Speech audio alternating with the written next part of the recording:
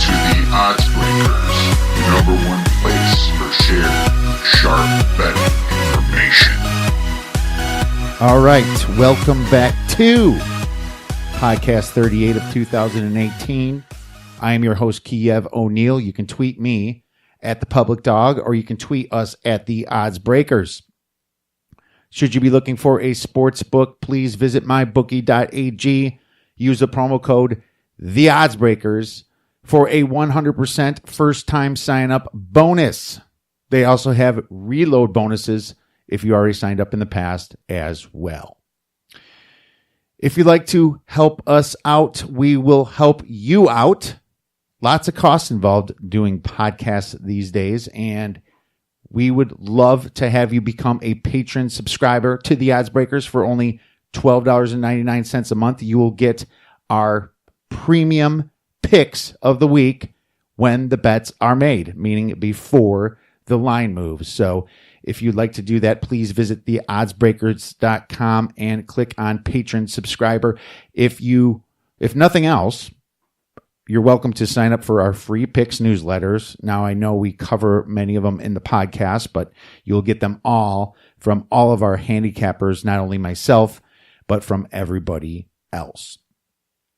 Had a great week. Week 2, college football was 9-8, but our premium picks had more units on them, so it was pretty profitable. NFL went great, 3-1 against the spread. And 3-2 total. Unfortunately, Miami, Tennessee decided to score 34 points in the fourth quarter to go over 45. And literally it was 7-3 by halftime, tons of delays, and 34 points in the fourth quarter. Yeah, I'll call that a bad beat. But otherwise, the NFL's started off well, and we plan to keep rolling here. We have a great show for you today. We have Cub Fan Danny coming in later to break down his NFL picks against my NFL picks. But first, I want to go over some of the things that we normally cover on our first podcast of the week. I was on vacation, canceled flight Monday night, brutally came in yesterday. It was it was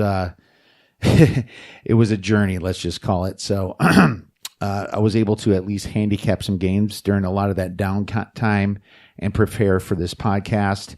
But I'll tell you this, I do not want to spend any more time in the Milwaukee airport than I have to anytime in the future here. So I was going to try to release a podcast Monday night, but obviously because of that, it didn't work. So I instead sent out our fantasy football moves without D Nasty on Monday. And hopefully you guys got them from the newsletter. And instead of going over some of the spots that we normally do, like sharp movements, look ahead spots, Big Ten power ratings, we're going to bring some of that to you absolutely right now. So let's get right into the Big Ten power ratings, how they changed from last week. So Ohio State blew out Rutgers. They are going to move up a point in my book. As a matter of fact, I have Ohio State as the second best team behind Alabama. I think most people do by now. They go from 24.5 to 25.5. I have Penn State next.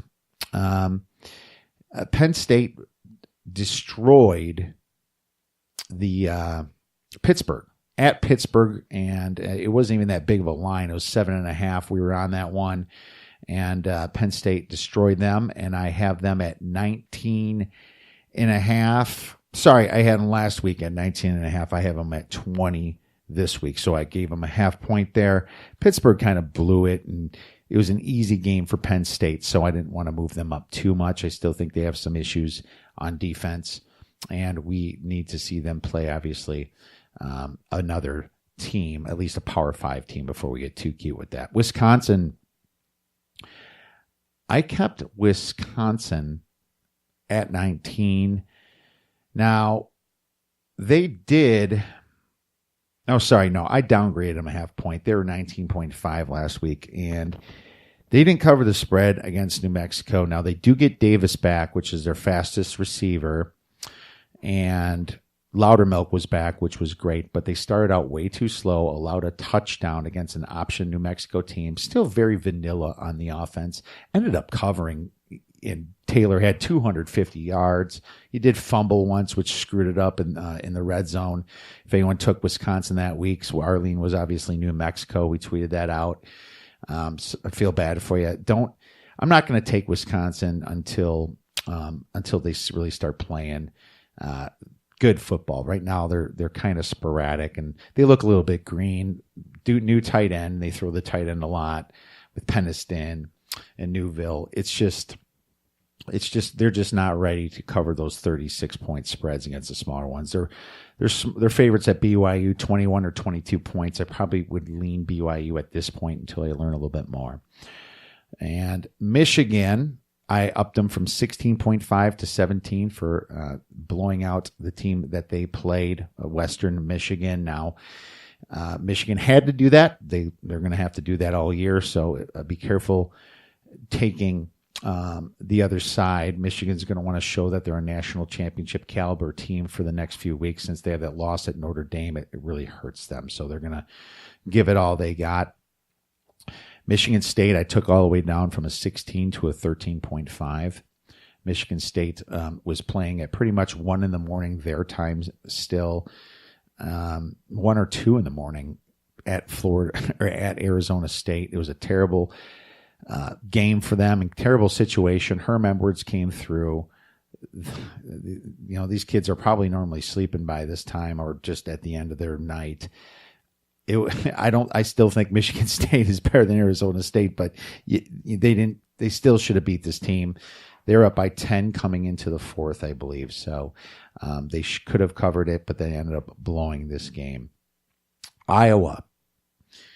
This game turned out very good for Iowa. They injured Iowa State's quarterback, and I got to tell you, man, that really bode well for them because they were able to run the clock out, slow this game down, and win in a very low-scoring game.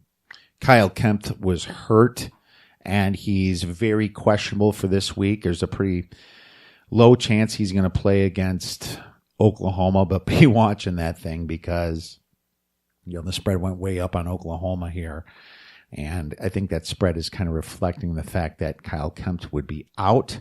But that's going to be an interesting one to find out as soon as that news comes in. And it won't come until Saturday. There's no chance. So Iowa took care of business. And as a matter of fact, I do have Iowa going from 11 to 13 this week. Okay. They have a nice 2-point jump here for taking care of business against their rival. And they might give the Big Ten some trouble this year. Now, they have a pretty easy schedule. That's why we took the over on their season win total. But they will open up the Big Ten at home against Wisconsin, and I can't wait to see what that line is. Maryland, 9 points from 7. Also gave them 2 more points. They are the real deal. They are taking care of business there. Kasim Hill is proving he's a very good quarterback for college football. Maryland right below Iowa there. Well, there's still a 3-4 point difference, but they're next in the Big Ten is what I'm trying to say. Northwestern getting beat by Duke.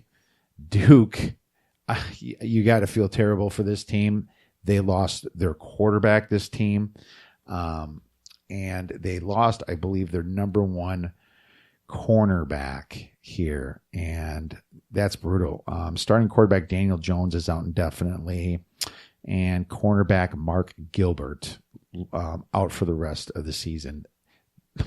Gilbert was like their best player on defense, and Daniel Jones is their quarterback, and that's why you see that line jump up for Baylor, -6.5. No value there anymore.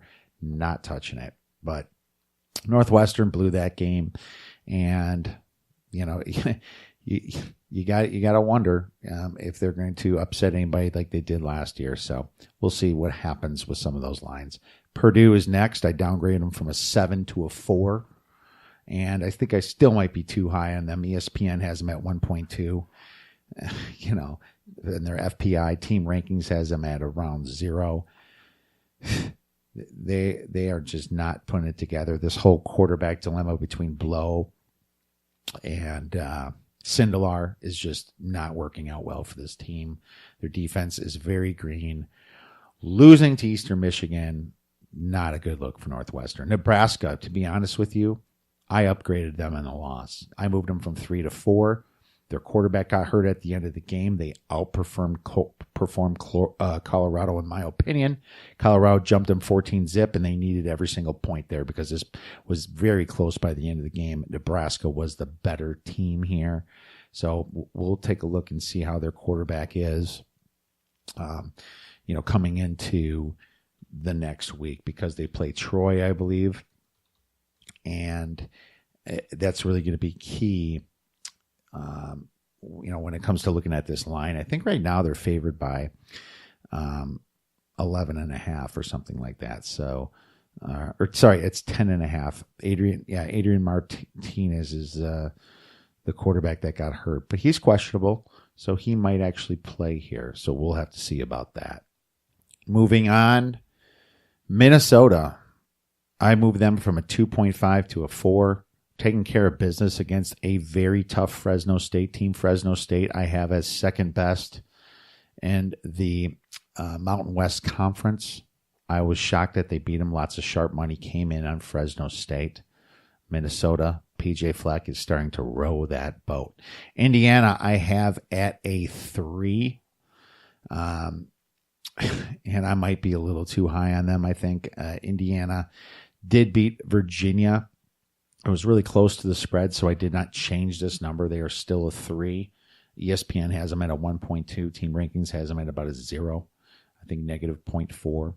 And then we'll end it up with Rutgers getting blown out against Ohio State, moving from a -6 to a -7. And we have Illinois still at -7. They really haven't played anybody yet. So we'll see what happens with these teams to see if there's any value either way. And right now, I'm very disappointed in Rutgers. Ohio State had a look ahead spot, and they just completely crumbled like they normally do.